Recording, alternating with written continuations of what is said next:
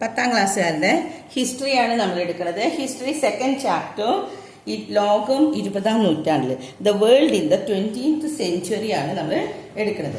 ഈ world in the 20th century എന്നുള്ള ഈ പാഠത്തില് നമ്മൾ എടുക്കുന്നത് 20th centuryയിൽ എന്തൊക്കെ ഉണ്ടായി എന്ന്.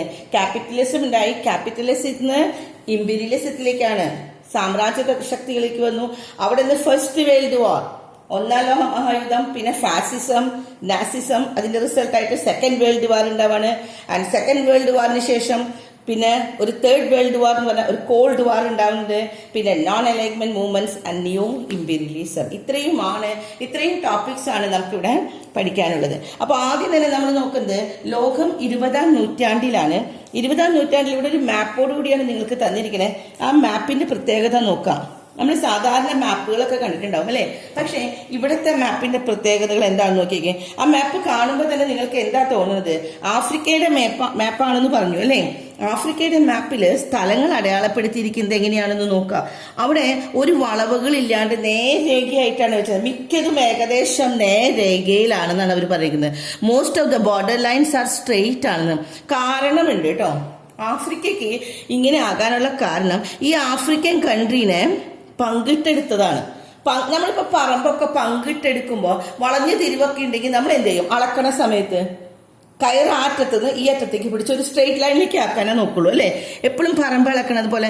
അതുപോലെ തന്നെയാണ് ഈ ആഫ്രിക്കനെ യൂറോപ്യൻ കൺട്രീസ് വന്നിട്ട് എന്താ ചെയ്ത് നോക്കാം. The Europeans who reach the Africa in search of the natural resources അന്വേഷിച്ചു വന്ന Europeans partition the continent at the beginning of the 20th century.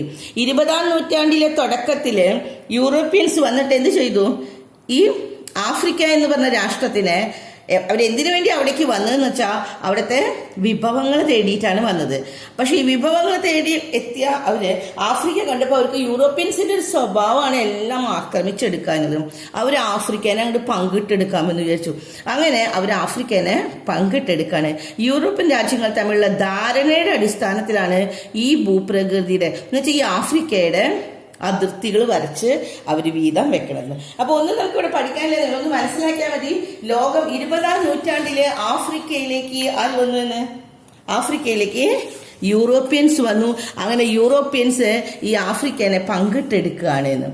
ഇനി ഇവിടെ ചോദ്യം അടുത്ത് വന്നിരിക്കുന്നത് യൂറോപ്യൻ രാഷ്ട്രങ്ങൾ എന്തിനാണ് ആഫ്രിക്കനെ ഇങ്ങനെ വീതം വെച്ചതെന്ന് പറഞ്ഞില്ലേ.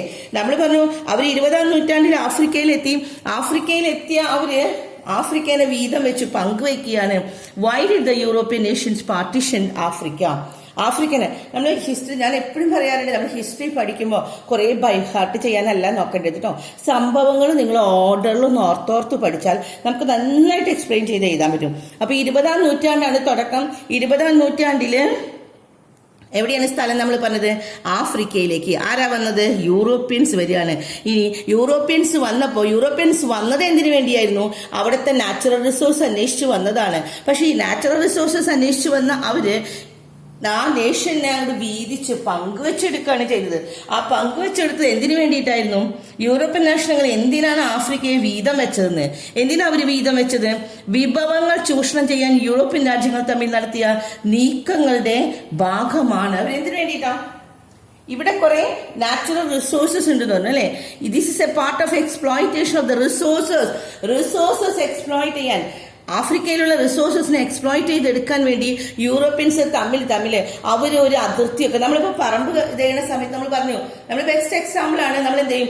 അപ്പുറത്തും ഇപ്പുറത്തും വീട്ടുകാർ തമ്മിൽ എന്ത് സമയം ഒന്ന് അഡ്ജസ്റ്റ് ചെയ്യും, അങ്ങോട്ടും ഇങ്ങോട്ടും അഡ്ജസ്റ്റ് ചെയ്ത് അവർ തമ്മിൽ ഒരു തീരുമാനത്തിലെത്തി അത് നേരേഖയിലേക്ക് ആക്കുന്ന പോലെ യൂറോപ്യൻസ് പരസ്പരം ആ ബോർഡർ ഒക്കെ നേരേഖയിലാക്കിയെന്ന്.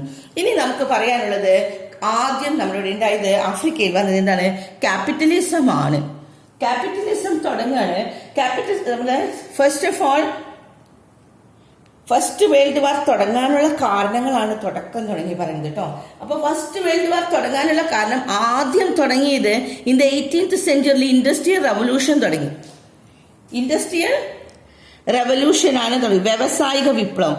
ഈ വ്യവസായ വിപ്ലവം ആദ്യം എത്ര നൂറ്റാണ്ടിലാണ്? 18ാം നൂറ്റാണ്ടിൽ തുടങ്ങി.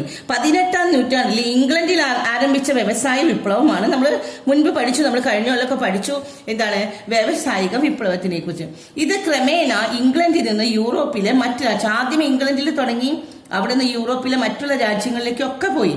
ഇംഗ്ലണ്ടിൽ നിന്ന് യൂറോപ്പിലെ രാജ്യങ്ങളിലേക്കൊക്കെ ഇത് വ്യാവസായിക വിപ്ലവം വന്നു. ഫാക്ടറികളിൽ എന്താണ് എന്താ വ്യവസായ വിപ്ലവം എന്ന് പറഞ്ഞാൽ ഫാക്ടറിയിലെ മൂലധന നിക്ഷേപം നടത്തും. കുറെ നിക്ഷേപങ്ങൾ മുതലാളിമാർ എന്നിട്ട് ഉൽപാദനം കൂട്ടി അവർ കുറെ പൈസ, നമ്മളിപ്പോൾ എന്തെങ്കിലും ലാഭം ഉണ്ടെന്നാണ് നമ്മളൊരു ബിസിനസ് തുടങ്ങാൻ ഇഷ്ടമുണ്ടാവും അല്ലേ, കുറെ അതിലേക്ക് നമ്മൾ പൈസ ഇറക്കും. ഇവിടെ മുതലാളിമാർ വേഗം പൈസ ഇറക്കി എന്തിനു വേണ്ടിയിട്ടാണ്? ഉൽപാദനം കൂട്ടി. ഇത് അവരുടെ ലാഭത്തിൽ വരുമാനം ഉണ്ടായി. അങ്ങനെ ഉൽപാദനം കൂടിയപ്പോൾ ലാഭം കുറെ കിട്ടാൻ തുടങ്ങി. ഇങ്ങനെ ലാഭം ലക്ഷ്യമാക്കി ഉൽപാദനവും വിതരണവും സ്വകാര്യ വ്യക്തികൾ നിയന്ത്രിച്ചിരുന്ന സമ്പദ് വ്യവസ്ഥയെയാണ് മുതലാളിത്തം എന്ന് പറയുന്നത്. അപ്പൊ എന്താണ് മുതലാളിത്തം? ഫസ്റ്റ് ക്വസ്റ്റ്യൻ ഇതാണ് നമുക്ക് പഠിക്കാനുള്ളത് കേട്ടോ. തുടങ്ങുന്നത് മുതലാളിത്തം എന്താണ്? എന്താ? ലാഭം ലക്ഷ്യമാക്കി ഉൽപാദനവും വിതരണവും സ്വകാര്യ വ്യക്തികൾ നിയന്ത്രിച്ചിരുന്നു. ഗവൺമെന്റിന്റെ കയ്യിലല്ലായിരുന്നു, സ്വകാര്യ വ്യക്തികളാണ് നിയന്ത്രിച്ചിരുന്നത്. അതിനെയാണ് മുതലാളിത്തം എന്ന് പറയുന്നത്. ഇനി ഇംഗ്ലീഷിന്റെ കാര്യം നോക്കാം. ദ ഇൻഡസ്ട്രിയൽ റവല്യൂഷൻ 18th സെഞ്ചുറിയിൽ തുടങ്ങിയത് എവിടെയാന്ന് പറഞ്ഞ് നമ്മൾ ഇംഗ്ലണ്ടിൽ ആ ഇമ്പോർട്ടന്റ് ആയിട്ടുള്ള പോയിന്റ്സ് മാത്രം അടയാളപ്പെടുത്തി വെക്കാം കേട്ടോ. ഇൻഡസ്ട്രിയൽ റവല്യൂഷൻ 18th സെഞ്ചുറിയിലാണ്, അത് ഇംഗ്ലണ്ടിലാണ് തുടങ്ങിയത്. ഇനി എന്താണ് സംഭവിച്ചതെന്ന് നോക്കാം. നമ്മൾ പറഞ്ഞു ക്യാപിറ്റലിസ്റ്റ് എന്ത് ചെയ്യാൻ തുടങ്ങി? ഇൻവെസ്റ്റ് ചെയ്തു. ഫാക്ടറീസിലേക്ക് അവർ ഇൻവെസ്റ്റ് ചെയ്യാണ്. ആൻഡ് പ്രൊഡക്ഷൻ അപ്പൊ അങ്ങനെ കൂടി. പ്രൊഡക്ഷൻ കൂടിയപ്പോ ഇറ്റ് ഇൻക്രീസ് ദയർ പ്രോഫിറ്റ്. അവർ ഇൻവെസ്റ്റ്മെന്റ് കൂട്ടി, കുറെ അവർ ഇൻവെസ്റ്റ് ചെയ്യാൻ തുടങ്ങിയപ്പോ പ്രൊഡക്ഷൻ കൂടും. പ്രൊഡക്ഷൻ കൂടിയാൽ എന്ത് സംഭവിക്കും? പ്രോഫിറ്റ് കൂടും. അങ്ങനെ ചെയ്തതിനെയാണ് നമ്മൾ പറഞ്ഞത്, ഇതിനെയാണ് ഒന്നുകൂടി ചെറുതാക്കി ഇവിടെ പറയുന്നത് the economic system in which. ഏത് എക്കണോമിക് സിസ്റ്റം ആണ്? ലാഭം ലക്ഷ്യമാക്കിയാണ് അവർ ഉൽപാദനവും വിതരണവും തുടങ്ങിയത് അല്ലെ. ലാഭമാണ് ലക്ഷ്യമാക്കിയത്. Economic system in which production and distribution, ഈ പ്രൊഡക്ഷനും ഡിസ്ട്രിബ്യൂഷനും control by the capitalist with the aim. എന്തായിരുന്നു ഒരു ലക്ഷ്യം? To increase the profit. ലാഭം ലക്ഷ്യമാക്കിയിട്ട് അവർ തുടങ്ങിയ ഈ പ്രസ്ഥാനത്തിനെയാണ് ക്യാപിറ്റലിസം എന്ന്, മുതലാളിത്തം എന്ന്. ലാഭം മാത്രം അവർക്ക് ഉദ്ദേശമുള്ളൂ, മറ്റുള്ളവരുടെ ക്ഷേമമൊന്നുമില്ല. അവർ കുറെ ഇൻവെസ്റ്റ് ചെയ്യാം, അത് സ്വകാര്യ വ്യക്തികളാണ്, അവര് സമ്പാദിക്കുന്നതിനെയാണ് ലാഭം ഇൻവെസ്റ്റ് ചെയ്ത് അവർ ചെയ്യുന്നതാണ് ക്യാപിറ്റലിസം എന്ന് പറയുന്നത്. അപ്പൊ ആദ്യം വന്നത് ക്യാപിറ്റലിസം കേട്ടോ. ഈ ക്യാപിറ്റലിസം വന്നപ്പോൾ മുതലാളിമാർക്ക് ഭയങ്കര സന്തോഷമായി. അവർക്ക് പ്രൊഡക്ഷൻ കൂടി. പക്ഷെ പ്രൊഡക്ഷൻ കൂടിക്കഴിഞ്ഞാൽ ഏതൊരു കമ്പനിയുടെയും പ്രൊഡക്ഷൻ കുറെ അങ്ങോട്ട് കൂടിയാൽ എന്തുണ്ടാവും? നമ്മളിപ്പോ ഏതെങ്കിലും ഒരു സാധനം, ഇപ്പൊ നമ്മുടെ നാട്ടിൽ ഒരു കമ്പനി വരികയാണ്, ഒരു കമ്പനി വന്ന് കുറേ സാധനം അങ്ങോട്ട് പ്രൊഡ്യൂസ് ചെയ്യാണ്, നല്ല ലാഭമാണ്. ആദ്യം ഇവിടെയുള്ള ആളുകളൊക്കെ വാങ്ങിച്ചു, ലാഭം കണ്ടപ്പോ മുതലാളിമാര് കുറേയും കൂടി ഇൻവെസ്റ്റ് ചെയ്തു. കുറേയും കൂടി ഇൻവെസ്റ്റ് ചെയ്യുമ്പോൾ കുറേയും കൂടി പ്രൊഡക്ഷൻ കൂടും. പ്രൊഡക്ഷൻ കൂടിയാൽ ലാഭം ഉണ്ടാവണമെങ്കിൽ എന്ത് വേണം? മാർക്കറ്റ് വേണം, വേണ്ടേ? ആളുകൾ വാങ്ങിച്ചില്ല, അവിടെ സാധനം കെട്ടിക്കിടന്നാൽ ലാഭം ഉണ്ടാവോ? അപ്പൊ ഇവിടെ എന്ത് സംഭവിച്ചു നോക്കാം. The advent of the large scale industries enhanced the capital investment. എന്ത് സംഭവിച്ചു? അവരുടെ ക്യാപിറ്റൽ ഇൻവെസ്റ്റ്മെന്റ് കൂട്ടിയവരും. Many nation produce more than they needed and more than they could accommodate in their domestic market. അവരുടെ ഡൊമസ്റ്റിക് മാർക്കറ്റില്, നമ്മുടെ ഇവിടെയുള്ള domestic മാർക്കറ്റിൽ വിൽക്കാൻ പറ്റാത്തതിലും വൻകിട വ്യവസായങ്ങളുടെ വരവ് മൂലധന നിക്ഷേപത്തിന്റെ വ്യാപ്തി വർദ്ധിപ്പിച്ചു. ആഭ്യന്തര ആവശ്യത്തിന് വേണ്ടതിനേക്കാൾ കൂടുതൽ ഡൊമസ്റ്റിക് ആയിട്ടുള്ള മാർക്കറ്റ്, ആഭ്യന്തരമായിട്ടുള്ള മാർക്കറ്റ് വേണ്ടതിനേക്കാൾ കൂടുതൽ ഉൽപ്പന്നങ്ങൾ ഓരോ രാജ്യവും ഉൽപ്പാദിപ്പിച്ചു. ഓരോ രാജ്യത്തിനും എന്ത് സംഭവിച്ചു? കൂടുതൽ ഉൽപ്പാദിപ്പിച്ചു. അപ്പൊ എന്താ സംഭവിക്കാം? അവ വിറ്റഴിക്കുന്നത് ആഭ്യന്തര കമ്പോളം മാത്രം മതിയാകാതെ വന്നപ്പോ യൂറോപ്യൻ വ്യാവസായിക രാജ്യങ്ങൾ തമ്മിലുള്ള മത്സരത്തിന് കാരണം അവർ വ്യവസായിക രാജ്യങ്ങൾ അങ്ങോട്ടും ഇങ്ങോട്ടും മത്സരമായി. ആദ്യം അവരവരുടെ മാർക്കറ്റിൽ തന്നെ വിറ്റു, പക്ഷെ അത് പിന്നെ മത്സരമായപ്പോ ഏഷ്യൻ, ആഫ്രിക്കൻ, ലാറ്റിൻ അമേരിക്കൻ രാജ്യങ്ങളുമായി യൂറോപ്യൻ രാജ്യങ്ങൾക്ക് നേരത്തെ കച്ചവട ബന്ധങ്ങൾ ഉണ്ടായിരുന്നു. അപ്പോ ഈ യൂറോപ്യൻ രാജ്യങ്ങൾക്ക് എന്തുണ്ടായിരുന്നു? ആരായിട്ടുള്ള ബന്ധം ഉണ്ടായിരുന്നു? ഏഷ്യയും ആഫ്രിക്കയും ലാറ്റിൻ അമേരിക്കയും. അവരായിട്ടൊരു വ്യാവസായികമായിട്ടുള്ള ഒരു കച്ചവടത്തിന്റെ ഒരു ബന്ധം ഉണ്ടായിരുന്നു. അവര് ഈ രാഷ്ട്രങ്ങളൊക്കെ, ഏഷ്യയും ആഫ്രിക്കനെയും ലാറ്റിൻ അമേരിക്കനെയും ഒക്കെ യൂറോപ്യൻ രാഷ്ട്രങ്ങൾ രാഷ്ട്രീയ അധികാരവും സൈനിക ശേഷിയും ഉപയോഗിച്ച് സാമ്പത്തികമായിട്ട് അവരെ ചൂഷണം ചെയ്യുകയാണ്. എന്നിട്ട് ഈ രാജ്യങ്ങൾ പിന്നീട് യൂറോപ്യന്മാരുടെ കോളനികളായിട്ട് മാറ്റിയവർ. ഈ പ്രക്രിയയാണ് കോളനിവൽക്കരണം എന്ന് പറയുന്നത്. അപ്പൊ എന്താണ് കോളനിവൽക്കരണം? കിട്ടിയോ? ആദ്യത്തെ നമ്മുടെ ക്വസ്റ്റ്യൻ ആണ് ക്യാപിറ്റലിസ്റ്റ്, മുതലാളിത്തം എന്താണെന്ന് പറഞ്ഞു. രണ്ടാമത് ഇപ്പൊ നമ്മൾ പറഞ്ഞത് എന്താണ്? കോളനീകരണം എന്താണ് നോക്കാം. അവിടെ the Europeans had already establish. അപ്പൊ ഇവിടെ നമ്മൾ പറഞ്ഞത് എന്താണ്? അവർ പ്രൊഡക്ഷൻ കൂട്ടി, ഇൻവെസ്റ്റ്മെന്റ്, ആദ്യം നല്ല ലാഭം കണ്ടപ്പോൾ അവരെന്ത് ചെയ്യാൻ തുടങ്ങി? ഇൻവെസ്റ്റ്മെന്റ് കൂട്ടി. ഇൻവെസ്റ്റ്മെന്റ് കൂട്ടി കഴിഞ്ഞപ്പോൾ എന്ത് സംഭവിച്ചു? പ്രൊഡക്ഷൻ കൂടി. ഇപ്പൊ സാധനം കുറെ വേസ്റ്റ് അല്ല, കുറെ കെട്ടിക്കെടുക്കാൻ തുടങ്ങി. അവരുടെ ഡൊമസ്റ്റിക് മാർക്കറ്റിൽ ചെലവഴിക്കാൻ പറ്റാണ്ടായി. The Europeans had already. അപ്പൊ അവർ തമ്മിൽ തർക്കങ്ങൾ തുടങ്ങിയത് അക്കോമഡേറ്റ് ദർ ഡൊമസ്റ്റിക് മാർക്കറ്റ്. അവരുടെ ഡൊമസ്റ്റിക് മാർക്കറ്റിൽ ചെലവഴിക്കാൻ പറ്റുന്നതിനേക്കാളും കൂടുതൽ സാധനമായപ്പോൾ, അങ്ങനെ ഓവർ പ്രൊഡക്ഷൻ വന്നപ്പോൾ they are in search of markets. പുതിയ മാർക്കറ്റുകൾ അന്വേഷിച്ച് പോകാൻ തുടങ്ങി. ഈ മാർക്കറ്റുകൾ അന്വേഷിക്കാൻ തുടങ്ങിയപ്പോൾ യൂറോപ്യൻ രാജ്യങ്ങൾ തമ്മിൽ the industrialised countries in Europe led to competition. അവർ തമ്മിൽ തർക്കം തുടങ്ങി. യൂറോപ്യൻ നേഷൻസ് ആദ്യം പോയി ഇപ്പൊ നമ്മള് രണ്ട് കമ്പനികൾ അടുത്തടുത്ത് വരാൻ നോക്കി. അവർ തമ്മിൽ സെയിം ഒരു പ്രോഡക്ട്സിന് മത്സരം വന്നു കഴിഞ്ഞാൽ അവർ വേറെ മാർക്കറ്റ് അന്വേഷിക്കും, ഇവർ വേറെ. രണ്ടു കൂട്ടം അങ്ങോട്ടും ഇങ്ങോട്ടും മാർക്കറ്റുകൾ അന്വേഷിച്ചു പോയി. രണ്ടുപേരും തമ്മിൽ ഒരു മത്സരങ്ങൾ വരികയാണ്. അങ്ങനെ ഇവിടെയും യൂറോപ്യൻ നേഷൻസ് തമ്മിൽ മത്സരമായി. The Europeans had already establish trade relationship. ആ സമയത്താണ് യൂറോപ്യൻ നേഷൻസിന് ഏഷ്യയും ആഫ്രിക്കയും ലാറ്റിൻ അമേരിക്കയും തമ്മിൽ ബന്ധമൊക്കെ ഉണ്ടായിരുന്നു. ആരൊക്കെ തമ്മിലാണ്? 3 രാജ്യങ്ങൾ പഠിക്കാട്ടോ. Asian, African and Latin American nations തമ്മിൽ അവർക്ക് കച്ചവട ബന്ധം ഉണ്ടായിരുന്നു. ഈ പവർ ഉപയോഗിച്ച് അവരുടെ രാഷ്ട്രീയ അധികാരവും യൂസിങ് ദ പൊളിറ്റിക്കൽ പവറും മിലിറ്ററി ഫോഴ്സസും, രാഷ്ട്രീയ അധികാരവും പിന്നെന്താണ് അവരുടെ സൈനിക ബന്ധവും സൈനിക ശേഷിയും ഉപയോഗിച്ച് അവരിവരെ സാമ്പത്തികമായിട്ട് ചൂഷണം ചെയ്യാൻ തുടങ്ങി. എക്കണോമിക്കലി സാമ്പത്തികമായിട്ട് എക്സ്പ്ലോയിറ്റ് ചെയ്യാൻ, ചൂഷണം ചെയ്യാൻ തുടങ്ങി. Later they become the colonies of. അങ്ങനെ ഈ രാജ്യങ്ങൾ ഏതൊക്കെയാണ്? Asia, Africa, Latin America. ഏഷ്യയും ആഫ്രിക്കയും ലാറ്റിൻ അമേരിക്കയും യൂറോപ്യൻകാരുടെ കോളനീസായി മാറി. ആ പ്രോസസ്സിനെയാണ് കോളനൈസേഷൻ. അപ്പൊ ഈ ടോപ്പിക്കില് നമുക്ക് പഠിക്കാനുള്ളത് ഇവിടെ നമ്മൾ പറഞ്ഞു ക്യാപിറ്റലിസ്റ്റ് എന്താണെന്ന് പറഞ്ഞു. പിന്നെ നമ്മൾ പറഞ്ഞു എന്താണ് കോളനൈസേഷൻ എന്താണെന്ന്. അപ്പൊ നമുക്ക് അവിടെ 2 ക്വസ്റ്റ്യൻ ആണ് വന്നത് കേട്ടോ. ആദ്യം ക്യാപിറ്റലിസ്റ്റ് എന്താണെന്ന് പഠിക്കണം. പിന്നെ ഇവിടെ വരുന്നത് കേട്ടോ കോളനൈസേഷന് ലീഡ് ചെയ്ത കാരണം എന്തായിരുന്നു? കാരണം എന്താണ്? പ്രൊഡക്ഷൻ കൂടിയപ്പോൾ അവർ കൂടുതൽ ഇൻവെസ്റ്റ് ചെയ്യാൻ തുടങ്ങിയപ്പോൾ വീണ്ടും പ്രൊഡക്ഷൻ കൂടിയപ്പോൾ മാർക്കറ്റ് കുറഞ്ഞപ്പോൾ they are in search of the new market and it result in the conflict between the European states തമ്മിൽ കോൺഫ്ലിക്ട് ഉണ്ടാവാൻ തുടങ്ങിയപ്പോഴാണ് അവിടെ കോളനൈസേഷൻ ഉണ്ടായത്. ഏഷ്യയും ആഫ്രിക്കയും ലാറ്റിൻ അമേരിക്കയും ഈ 3 സ്ഥലത്തും അവർക്ക് വ്യാപാര ബന്ധം ഉണ്ടായിരുന്നു. അപ്പോൾ ഓരോരുത്തരും പോയിട്ട്, ഓരോ സ്റ്റേറ്റുകാരും പോയിട്ട് ഓരോരുത്തരുമായിട്ട് അവരെന്ത് ചെയ്തു? അവരെ അടിച്ചമർത്തി എക്സ്പ്ലോയിറ്റ് ചെയ്തു. സാമ്പത്തികമായിട്ട് നിങ്ങൾക്ക് ഞങ്ങൾ അത് തരാം, ഇല്ലെങ്കിൽ ഇവർക്ക് തരാം, അങ്ങനെ പറഞ്ഞ് ഇപ്പൊ നമ്മൾ ഇത്രയും കഴിവ് കുറഞ്ഞവർ അല്ലെങ്കിൽ സാമ്പത്തികമായിട്ട് താഴെയുള്ള ഈ രാഷ്ട്രങ്ങളെ ഇവർ പറഞ്ഞ് സാമ്പത്തികമായിട്ട് ചൂഷണം ചെയ്ത് അവരെയൊക്കെ ഇവരുടെ കോളനികളാക്കി മാറ്റി. ഈ പ്രക്രിയയാണ്, ഈ പ്രോസസ്സിനെയാണ് കോളനൈസേഷൻ എന്ന് നമ്മൾ പറയുന്നത്. ഇനി അടുത്ത നമ്മൾ നോക്കേണ്ടത് കോളനൈസേഷൻ കഴിഞ്ഞു കഴിഞ്ഞാൽ ഇനി ഇമ്പീരിയലിസം വരുന്നുണ്ട്. അതിന് മുമ്പിട്ട് നോക്കാം. The trade unions were form to protest against capitalism. അവിടെ ഒരു അജിറ്റേഷൻ തുടങ്ങുകയാണ്. അവർ തമ്മിൽ നിരന്തരമായിട്ട്, ഇതൊന്നും മനസ്സിലാക്കി, ഇതൊന്നും പഠിക്കാനില്ല കേട്ടോ. ഇങ്ങനെ ഈ ട്രേഡ് യൂണിയൻസ് തമ്മിൽ മത്സരങ്ങൾ അങ്ങോട്ടും ഇങ്ങോട്ടും ആയപ്പോൾ European countries had considered the colonies as a source of raw material and a market for their industrial product. അവരുടെ ഇൻഡസ്ട്രിയൽ പ്രോഡക്റ്റിന് ഒരു മാർക്കറ്റായിട്ട് അവർ കാണുകയാണ്. ആര്? ഈ കോളനികളില് കോളനിയൽ മേധാവികള് കോളനികളിൽ മൂലനിക്ഷേപം തുടങ്ങിയപ്പോൾ യൂറോപ്യൻ രാജ്യങ്ങൾ കോളനികളെ അസംസ്കൃത വസ്തുക്കളുടെ കേന്ദ്രവും, അസംസ്കൃത പദാർത്ഥങ്ങളൊക്കെ, ഈ അസംസ്കൃത വസ്തുക്കളൊക്കെ അവർ കോളനിയിൽ നിന്ന് വാങ്ങിക്കാൻ തുടങ്ങി. അതുപോലെ തന്നെ അവർ എന്നിട്ട് പ്രൊഡക്ഷൻ ചെയ്ത് സാധനം ഉണ്ടാക്കിയില്ലേ, ആ പ്രോഡക്റ്റ് ഈ കോളനികളിൽ കൊണ്ടുവന്ന് വിൽക്കാൻ തുടങ്ങി. അങ്ങനെ അവര് പിന്നീട് കോളനിയിൽ മേധാവികള് കോളനികളിൽ നിക്ഷേപം, ഈ കൊളോണിയൽ മേധാവികള് എന്ന് വെച്ചാൽ കോളനിയിൽ വന്ന് ആധിപത്യം സ്ഥാപിച്ച കൊളോണിയൽ മേധാവികള് കോളനികളിൽ മൂലനിക്ഷേപം നടത്തി.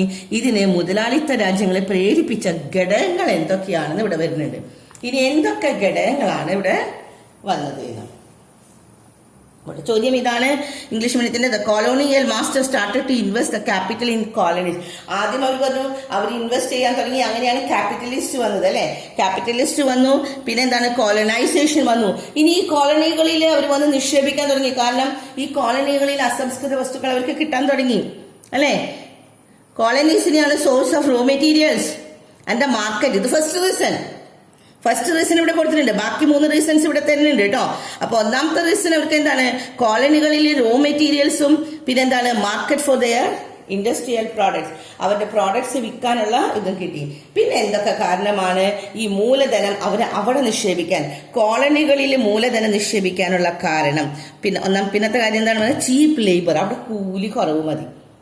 നമ്മളൊക്കെ നമ്മളെന്ത് ചെയ്യുന്നുണ്ട്, മറ്റുള്ള സംസ്ഥാനങ്ങളിൽ നിന്ന് ജോലിക്കാരെ ഇങ്ങോട്ട് കൊണ്ടുവരുന്നുണ്ട്. എന്തിനു വേണ്ടിയിട്ടാ? അവിടെ കൂലി കുറവ് മതി. അല്ലെങ്കിൽ നമ്മൾ കമ്പനികൾ അവിടെ മറ്റുള്ള സ്ഥലത്ത് പോയി തുടങ്ങും, കാരണം അവിടെ കൂലി കുറവ് മതിക്ക് നമ്മൾ അവിടെ പോകും. തൊഴിലാളികളുടെ കുറഞ്ഞ കൂലി ഒന്നാമത്തെ കാരണം. രണ്ടാമത്തെ അസംസ്കൃത വസ്തുക്കളുടെ ലഭ്യത, നേരത്തെ പറഞ്ഞു അല്ലെ, availability of the raw materials, അവിടെ ധാരാളം റോ മെറ്റീരിയൽസ് അവർക്ക് കിട്ടും. പിന്നത്തെ കോളനികളിൽ ഉൽപ്പാദിപ്പിച്ച് കോളനികളിൽ തന്നെ വിതരണം ചെയ്യുമ്പോൾ ഉണ്ടാകുന്ന കുറഞ്ഞ ചെലവ്, low cost involve in the manufacturing and selling the goods in colonies. അപ്പൊ ഇതിൽ ഈ ആദ്യത്തെ പഠിക്കണമെന്നില്ല കേട്ടോ, ഇത് തന്നെ ഇവിടെ വരുന്നുണ്ട്. അപ്പൊ 3 കാരണങ്ങൾ ഇവിടെ ഉണ്ട്. ഫസ്റ്റ് ക്വസ്റ്റ്യൻ ഇതാണ്, colonial master started to invest the capital in colonies. കോളനീസിൽ അവർ ഇൻവെസ്റ്റ് ചെയ്യാൻ കാരണം എന്തായിരുന്നു ഇവിടെ കാരണം പറയുന്നത്? ഒന്നാമത്തെ എന്താണ്, ചീപ്പ് ലേബർ ആണ്. പിന്നത്തെ അവൈലബിലിറ്റി ഓഫ് റോ മെറ്റീരിയൽസ്, തൊഴിലാളികളുടെ കുറഞ്ഞ കൂലി. പിന്നത്തെ എന്താണ്, അസംസ്കൃത വസ്തുക്കളുടെ ലഭ്യത. പിന്നെ വരുന്നത് എന്താണ്, low cost for involving the manufacturing and selling the goods in colonies. കോളനികളിൽ ഉൽപ്പാദിപ്പിച്ച് കോളനിയിൽ തന്നെ വിതരണം ചെയ്യാൻ ചെലവ് കുറവ് മതി. അപ്പൊ ഈ 3 കാരണങ്ങളാണ് അവർ മൂലധനങ്ങൾ നിക്ഷേപിക്കാൻ തുടങ്ങി. കൊളോണിയൽ നേതാക്കള് അവിടെ നിക്ഷേപിക്കാൻ തുടങ്ങി.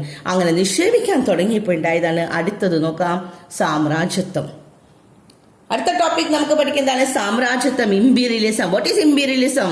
The distinctive phase of flow of the finance capital to colonies is known as. കോളനികളിലേക്ക് ഫൈനാൻസ്, നമ്മുടെ ഫിനാൻസ് ഒഴുകി ഫിനാൻസ് അങ്ങോട്ട് ഒഴുകുക എന്ന് വെച്ചാൽ ആളുകള് പണം കോളനിയിലേക്ക് മൂലധന കയറ്റുമതിയുടെ ഘട്ടത്തിനെയാണ് സാമ്രാജ്യത്വം എന്ന് പറയുന്നത്. So what is imperialism? അപ്പൊ കിട്ടി നമുക്ക് ആദ്യം ക്യാപിറ്റലിസം, കോളനൈസേഷൻ, പിന്നത്തെ വന്നു ഇംപീരിയലിസം. ഒരു രാജ്യം മറ്റൊരു രാജ്യത്തിന്മേൽ സ്ഥാപിക്കുന്ന രാഷ്ട്രീയ, സാമ്പത്തിക, സാംസ്കാരിക ആധിപത്യം സാമ്രാജ്യത്വത്തിന്റെ സവിശേഷതയാണ്. ഈ ഇംപീരിയലിസത്തിന്റെ സവിശേഷത, പ്രത്യേകത എന്താണ് ഇവിടെ ഇംപീരിയലിസത്തിന്റെ? ഇമ്പോസിംഗ് എ നേഷൻസ്, ഒരു നേഷന്റെ പൊളിറ്റിക്കൽ രാഷ്ട്രീയം, എക്കണോമിക് സാമ്പത്തികമായിട്ടുള്ളത്, ആൻഡ് കൾച്ചറൽ ഡോമിനൻസ് സാംസ്കാരിക ആധിപത്യം. ഇതെല്ലാം അവരുടെ ഫണ്ടമെന്റൽ ഫീച്ചേഴ്സ് ഓഫ് ഇംപീരിയലിസം. പഠിക്കണം കേട്ടോ. അപ്പൊ ഇംപീരിയലിസം എന്താണെന്ന് പറഞ്ഞു, പണം ഒഴുകണ ഇതിനെയാണ് അല്ലെ. എന്നുവെച്ചാൽ എല്ലാവരും മൂലധനം നിക്ഷേപിക്കാൻ തുടങ്ങി കോളനികളിൽ, അതിനെയാണ് നമ്മൾ ഇംപീരിയലിസം. കോളനൈസേഷൻ എന്താന്ന് പറഞ്ഞു, കോളനിയിൽ ഒരു ആധിപത്യം സ്ഥാപിച്ചതിനെ കോളനൈസേഷൻ. കോളനികളിൽ വീണ്ടും ഒരു മൂലധനം നിക്ഷേപിച്ച് അവർ ബിസിനസ് വർദ്ധിപ്പിക്കാൻ തുടങ്ങി, അതിനെയാണ് ഇംപീരിയലിസം. അപ്പൊ ഇംപീരിയലിസത്തിന്റെ ഫീച്ചേഴ്സ് നമ്മൾ പറഞ്ഞു എന്താണ്? രാഷ്ട്രീയവും സാമ്പത്തികവും സാംസ്കാരികാധിപത്യവും, political, economic and cultural dominance of another nation is a fundamental features of imperialism. അടുത്തും പഠിക്കാനുള്ളതാണ് ഇംപീരിയലിസത്തിന്റെ നിയമവ്യവസ്ഥ, ഭരണ സംവിധാനം, സൈനിക ശക്തി തുടങ്ങിയ ഘടകങ്ങൾ ഉപയോഗപ്പെടുത്തിയാണ് കോളനികളിൽ സാമ്രാജ്യ ശക്തികൾ അവരെ ചൂഷണം നടപ്പിലാക്കിയത്. അപ്പൊ എന്തൊക്കെയാണ് ഈ സാമ്രാജ്യ ശക്തികള്? ഈ ഇംപീരിയലിസ്റ്റ് എങ്ങനെയാണ് അവർ കോളനിയിൽ ഇത് ചെയ്തത്? ദേ ഇമ്പോസ് ദെയർ ഡോമിനൻസ്, അവരുടെ ആധിപത്യം അവരെങ്ങനെയാണ് ചെയ്തത്? യൂസിംഗ് ദ ലീഗൽ സിസ്റ്റം, നിയമവ്യവസ്ഥ, അഡ്മിനിസ്ട്രേറ്റീവ് മെഷേഴ്സ്, അവരുടെ ഭരണ സംവിധാനങ്ങള്, ദെൻ മിലിറ്ററി ഫോഴ്സ്, സൈനിക ശക്തി. 3 എന്ന് പറഞ്ഞേ, നിയമവ്യവസ്ഥ, ഭരണ സംവിധാനം, സൈനിക ശക്തി, legal system, administrative measures and military force. ഇതൊക്കെ വെച്ചിട്ടാണ് അവർ ഇംപീരിയലിസം നടപ്പിലാക്കിയത്. ഇനി ഒരു ക്വസ്റ്റ്യൻ കൂടി ഇവിടെ പഠിക്കാനുണ്ട്. ഈ ഇംപീരിയലിസം, സാമ്രാജ്യത്വം കോളനി രാജ്യങ്ങളെ എങ്ങനെയാണ് ബാധിച്ചത്? 2, 4, 6 കാര്യങ്ങളുണ്ട്. ഒന്ന്, കോളനികളുടെ പരമ്പരാഗത സമ്പദ് വ്യവസ്ഥ തകർന്നു. ട്രഡീഷണൽ എക്കണോമിക് സിസ്റ്റം ഒക്കെ തകർന്നു. കാരണം അവർ വന്നപ്പോൾ അവരുടെ സിസ്റ്റം കൊണ്ടുവരികയാണ് അല്ലെ. അപ്പോ ഈ കോളനികളിൽ ഉണ്ടായ ട്രഡീഷണൽ എക്കണോമിക് സിസ്റ്റം ഡിസ്ട്രോയ് ചെയ്തു. കോളനികളിൽ പരമ്പരാഗതമായിട്ടുള്ള സമ്പദ് വ്യവസ്ഥയെ തകർത്തു. രണ്ടാമത്തത്, administrative and judicial system were replace. Administrative system judicial സിസ്റ്റത്തിനെയും റീപ്ലേസ് ചെയ്തു എന്ന് ഭരണരീതിയെയും നിയമവ്യവസ്ഥയെയും ഒക്കെ മാറ്റിമറിച്ചു. പിന്നത്തെ, people in colonies were forced to cultivate cash crops in lieu of the traditional ഫുഡും. അവരുടെ ട്രഡീഷണൽ ആയിട്ട് പരമ്പരാഗതമായിട്ടുള്ള അവരുടെ ഭക്ഷ്യവിളകൾക്ക് പകരം നാണ്യവിളകള് ഇവര് പറയുന്നത് കേട്ട് അല്ലെ, ഈ ഇമ്പീരിയലിസ്റ്റ് പറയുന്നത് കേട്ടിട്ട് പുതിയത് ചെയ്യാനായിട്ട് അവർ നിർബന്ധിതരായി എന്ന്. അടുത്തത് എന്താണ്? പോവർട്ടി, ദാരിദ്ര്യവും, അൺഎംപ്ലോയ്മെന്റ്, തൊഴിലില്ലായ്മയും, ദാരിദ്ര്യവും തൊഴിലില്ലായ്മയും വർദ്ധിച്ചു. പിന്നത്തെ, നാഷണൽ റിസോഴ്സസ് വർ വൈഡ്ലി എക്സ്പ്ലോയിറ്റഡ്. ചൂഷണം ചെയ്തു. എന്താ ചൂഷണം ചെയ്തത്? നാച്ചുറൽ റിസോഴ്സസ്, പ്രകൃതി വിഭവങ്ങൾ വ്യാപകമായിട്ട് കൊള്ളയടിക്കപ്പെടുകയാണ് ചെയ്തത്. അടുത്തത് വരുന്നത്, തദ്ദേശീയ കല, സാഹിത്യം, ഭാഷ, സംസ്കാരം, വിദ്യാഭ്യാസം എന്നിവയൊക്കെ തകർക്കപ്പെട്ടു എന്ന്. ഇൻഡിജീനിയസ് ആയിട്ടുള്ള അവരുടെ തനതായിട്ടുള്ള ആർട്ടുകൾ, കലകള്, ലിറ്ററേച്ചർ, സാഹിത്യം, ലാംഗ്വേജ്, അവരുടെ ഭാഷ, അവരുടെ കൾച്ചർ, സംസ്കാരം ആൻഡ് എഡ്യൂക്കേഷൻ, വിദ്യാഭ്യാസം, ഇതൊക്കെ നശിപ്പിക്കുകയാണ് ചെയ്തത്. അപ്പൊ നമ്മൾ ഒന്നാം ലോക മഹായുദ്ധമാണ് അടുത്ത ടോപ്പിക്. അപ്പൊ അതിനു മുൻപ് നമ്മളിപ്പോ എന്തൊക്കെ പഠിച്ചു കഴിഞ്ഞു? ക്യാപിറ്റലിസം പഠിച്ചു, കോളനൈസേഷൻ പഠിച്ചു, ഇമ്പീരിയലിസം പഠിച്ചു കേട്ടോ. ഈ 3 കാര്യങ്ങൾ നന്നായിട്ട് എല്ലാവരും പഠിക്കാം. എന്താണ് ക്യാപിറ്റലിസം, പിന്നെ നമ്മൾ പറഞ്ഞ എന്താണ് കോളനൈസേഷൻ, എങ്ങനെയാ കോളനൈസേഷൻ ഉണ്ടായേ, ഏതൊക്കെ രാഷ്ട്രങ്ങളാണ് കോളനി വൽക്കരണത്തിന്, കോളനൈസേഷന് കാരണമായിട്ടുള്ള ഏതൊക്കെ രാജ്യങ്ങളാണെന്നല്ലേ. യൂറോപ്യൻ രാഷ്ട്രങ്ങൾ ആരെയാണ് ഉപയോഗിച്ചിരുന്നത്? ഏതൊക്കെ രാഷ്ട്രങ്ങളെയാണ് ഉപയോഗിച്ചിരുന്നത്? ഏഷ്യ, ആഫ്രിക്ക, ലാറ്റിൻ അമേരിക്കനെയാണ് ഉപയോഗിച്ചിരുന്നത്. അങ്ങനെ ഒരു കോളനി വൽക്കരണം നടത്തി. കോളനി വൽക്കരണം കഴിഞ്ഞ് കഴിഞ്ഞാൽ, കോളനൈസേഷൻ കഴിഞ്ഞ് കഴിഞ്ഞാൽ അത് ഇമ്പീരിയലിസ്റ്റ്, കോളനികളിൽ പൈസ നിക്ഷേപിക്കാൻ തുടങ്ങി, കൂടുതൽ പൈസ നിക്ഷേപിക്കാൻ തുടങ്ങി, കൂടുതൽ അവിടെ പ്രൊഡക്ഷൻ ഉണ്ടാക്കാൻ തുടങ്ങിയപ്പോൾ അതാണ് ഇമ്പീരിയലിസം. ഇനി ഇമ്പീരിയലിസത്തിന്റെ കാരണം എന്താണെന്ന് പറഞ്ഞു. ഇമ്പീരിയലിസം ഉണ്ടായാൽ ഇവിടെ ഉണ്ടായ എന്തൊക്കെ നാശങ്ങളാണ് ഈ കോളനികളിൽ ഉണ്ടായത്? അത് നമ്മൾ 6 റീസൺ കേട്ടോ. സാമ്രാജ്യത്വം കോളനി രാജ്യങ്ങളെ എങ്ങനെയൊക്കെ ബാധിച്ചു, ഇമ്പീരിയലിസം എങ്ങനെയാണ് ഈ കോളനി രാജ്യങ്ങളെ ബാധിച്ചത്. അപ്പൊ ഇത്രയും ടോപ്പിക്കാണ് നമ്മൾ പറഞ്ഞത്. അടുത്ത ടോപ്പിക് ഒന്നാം ലോക മഹായുദ്ധം. അപ്പൊ ഒന്നാം ലോക മഹായുദ്ധം ഉണ്ടാകാൻ പോകുന്ന കാരണങ്ങളാണ്. ഇനി എന്താണ് മെയിൻ ആയിട്ട്, അപ്പൊ ഇത്രയും കാര്യങ്ങളൊക്കെ ഉണ്ടായി. ഇനി എങ്ങനെയാണ് ഒന്നാം ലോക മഹായുദ്ധം ആരംഭിച്ചത് നമ്മൾ അടുത്ത ക്ലാസ്സിൽ പറയാം. ഓക്കെ.